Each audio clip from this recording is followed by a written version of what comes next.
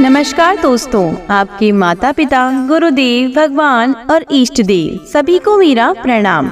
आज इस वीडियो में हम आपको राधा अष्टमी की कहानी सुनाएंगे।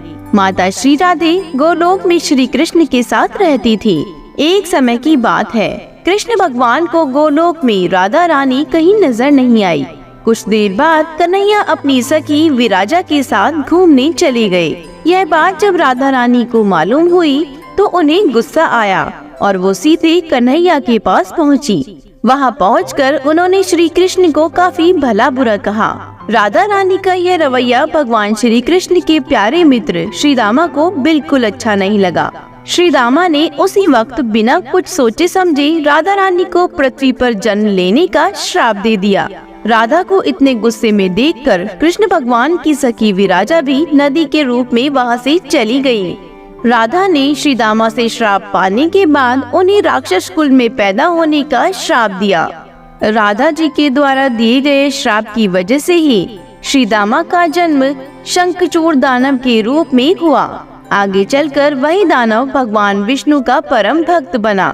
दूसरी तरफ राधा रानी ने पृथ्वी पर वृषभानु के घर पुत्री के रूप में जन्म लिया। राधा रानी का जन्म वृषभानु जी के घर तो हुआ, लेकिन उनकी पत्नी देवी कीर्ति के गर्भ से नहीं। दरअसल जिस समय राधा मैया और श्री दामा ने एक दूसरे को श्राप दिया था, तभी भगवान श्री कृष्ण ने कहा था कि राधा, आपको वृषभानु जी और देवी कीर्ति की पुत्री बनकर पृथ्वी पर रहना होगा। मनुष्य के अवतार में आपका एक वैश्य से विवाह होगा। वो मेरे अंश अवतारों में से ही एक होगा। इस तरह आप पृथ्वी पर भी मेरी ही बनकर रहेंगी, परंतु हम दोनों को बिछड़ने का दुख सहना होगा। इसके बाद कृष्ण भगवान ने राधा जी को मनुष्य योनि के रूप में जन्म लेने की तैयारियां करने के लिए कहा। संसार के सामने वृषभानु जी की पत्नी गर्भवती हुई। जिस तरह एक बच्चा दुनिया में आता है, ठीक वैसे ही देवी कीर्ति का भी प्रसव हुआ। लेकिन असल में राधा माता का जन्म देवी कीर्ति के गर्भ से नहीं हुआ था। भगवान की माया से उनके गर्भ में वायु भर गई थी।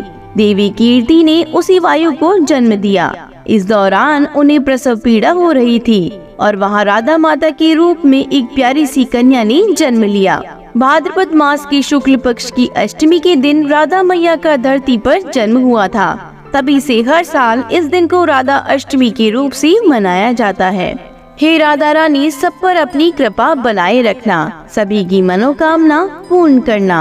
कहानी सुनने वाले और हुंकार भरने वालों का सदा भला हो। बोलो राधा रानी की जय हो।